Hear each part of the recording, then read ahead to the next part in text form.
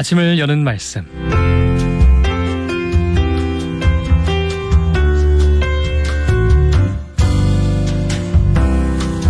아침을 여는 말씀, 오늘의 시간은 대연교회 전승만 목사님께서 말씀 전하십니다. 은혜의 시간 되시기 바랍니다. 방송가정 여러분 안녕하세요. 오늘도 변함없이 하나님의 말씀과 함께 새로운 한 주 시작하시는 여러분 모두에게 하나님의 크신 은혜와 평강이 함께 하시길 간절히 바랍니다. 여러분, 성경에는 다양한 인물들이 많이 나오는데요. 그 인물들 중에서 여러분들이 좋아하시거나 매력적으로 느껴지는 인물들이 있으신가요?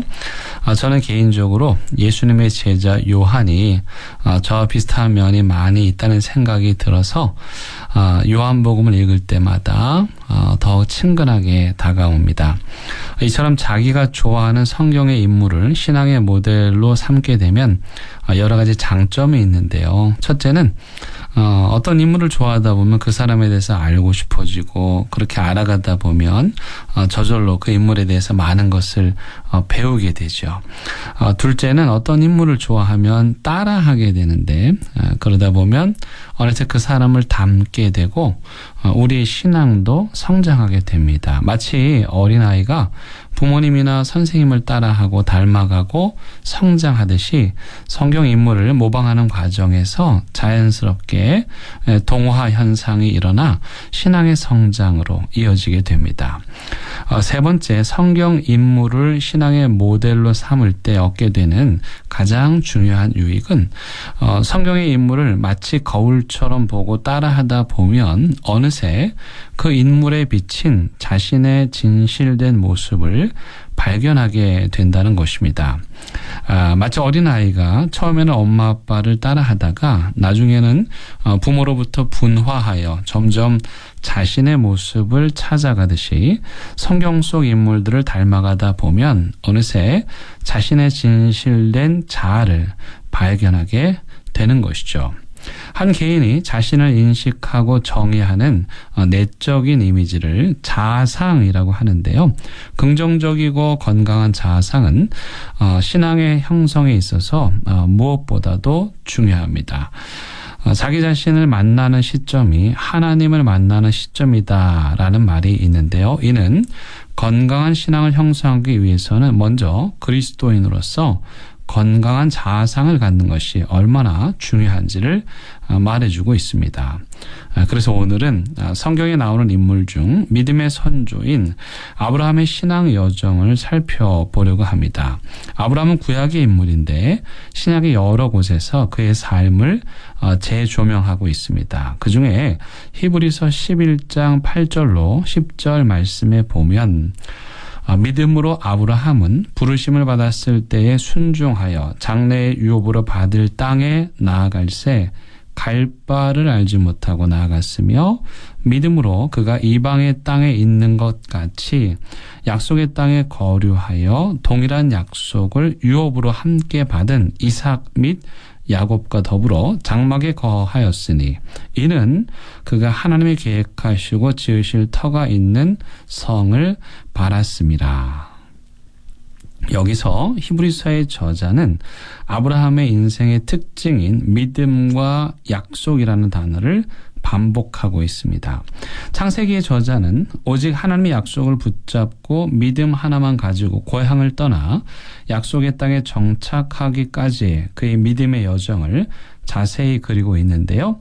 그의 위대한 믿음의 여정은 떠남으로부터 시작되었습니다.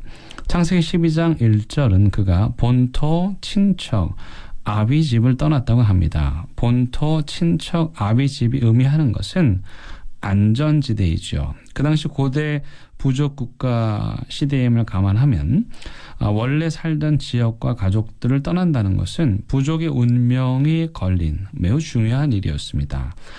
그때 아브라함의 나이가 75세였으니 요즘으로 하자면 무엇인가를 새롭게 시작하는 것이 쉽지 않은 중년의 나이였습니다. 그럼에도 불구하고 아브라함은 하나님의 강력한 부르심의 음성을 듣고 안전지대를 떠났습니다. 이 말은 아브라함이 새롭게 믿음의 길을 가는데 가족들의 지지를 전혀 받지 못했다는 것을 의미합니다. 드디어 아브라함이 하나님께서 가라하신 약속의 땅으로 갔습니다. 그러면 하나님께서 아브라함을 위해 모든 것을 준비해 두셔야 할 텐데 현실은 그렇지 않았습니다. 자신이 마주한 막막한 현실로 인해 당황하는 아브라함에게 하나님께서 나타나셔서 그 땅과 자손을 주시겠다고 약속을 하십니다. 아브라함의 인생에서 하나님께서 아브라함에게 6번이나 나타나셔서 거듭 같은 약속을 반복하셨다는 것은 그만큼 아브라함이 처한 현실이 하나님의 약속과는 거리가 멀었고, 그래서 아브라함이 하나님의 약속을 확신하지 못했다는 증거입니다. 아브라함의 인생에서 기근 에피소드가 2번 나오는데요. 하나님께서 가라 하신 곳에 갔는데 기근이 들어 살기 위해 다른 땅으로 옮겨간 것이죠. 이는 하나님의 약속을 거역하고 하나님의 뜻을 어기는 매우 중대한 행위였습니다. 그 일로 인해 아브라함이 어려움을 겪긴 했지만 그 과정에서 자신이 믿고 따르는 하나님은 기근 중에도 지켜주시는 하나님이심을 믿을 수 있게 되었고, 그래서 다시 약속의 땅으로 돌아갈 수 있게 되었습니다. 하지만 오랜 세월이 흘렀음에도 아브라함은 자식을 가지지 못했고, 결국 사라는 그 당시 관습에 따라 여종 하갈을 통해 후사를 가지게 됩니다. 그런데 정작 이 일을 주도한 사라 자신이 하갈이 아들을 낳자 그녀와 그녀의 아들을 학대함으로써 가정에 큰 갈등이 일어나게 되죠. 아브라함은 마땅히 가장으로서 이 갈등을 해결했어야 하는데 그 갈등은 그저 방관하기만 하는 아쉬운 모습을 보이기도 합니다. 그런 와중에 하나님께서 천사들을 보내셔서 이 집에 아들을 주실 것을 재차 약속하셨습니다. 그때 이미 출산이 불가능했던 사라는 그 이야기를 듣고 웃고 말았죠. 그래서 그의 아들의 이름이 웃는다는 뜻의 이삭이 된 것입니다.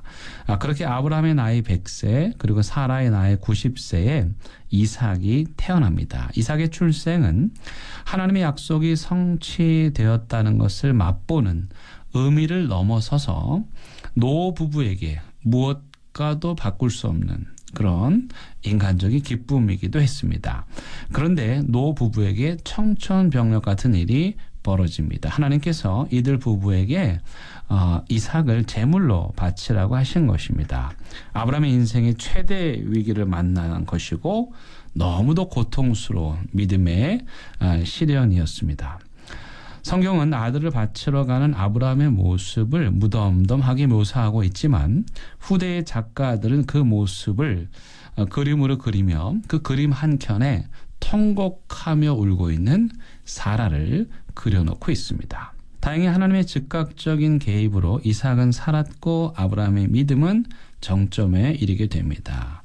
아브라함의 인생을 살펴보면 아브라함이 처음부터 믿음이 좋았던 것은 아닙니다. 처음에는 작은 믿음이었는데 하나님 앞에서 올바르게 살고 싶은 갈망으로 한 걸음 한 걸음 나아가는 동안 하나님께서는 그를 믿음의 조상으로 우뚝 서게 해 주셨습니다.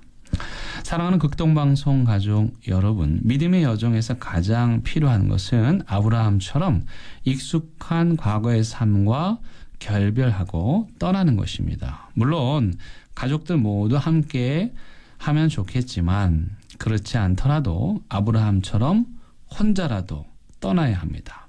신앙생활을 하는데 사랑하는 가족들의 지지를 받지 못한다는 것은 정말 큰 고통이지만 아브라함처럼 더 큰 약속을 믿고 믿음으로 떠나야 하는 것이죠. 최근 가족들의 지지를 받지 못하고 혼자 신앙생활을 시작하신 분의 부친상에 다녀왔습니다. 장례식 내내 울지 않으셨던 그분이 목사를 보자 폭풍 눈물을 흘리고 말았습니다. 불신가정의 장례식에서 홀로 힘겹게 믿음으로 견디고 있었는데 그를 지지해 줄 사람을 만나자 긴장이 풀리며 비로소 안도의 눈물을 흘린 것이죠. 아마 여러분 교회에도 가족들의 지지를 받지 못하고 홀로 신앙생활을 하시는 분들이 많이 계실 텐데요. 그런 분들 따뜻하게 대해 주시고 응원해 주시고 격려해 주셔야 합니다. 그렇게 하나님의 약속을 붙잡고 서로의 믿음을 격려하며 나아가는 여러분들 되시길 간절히 바랍니다.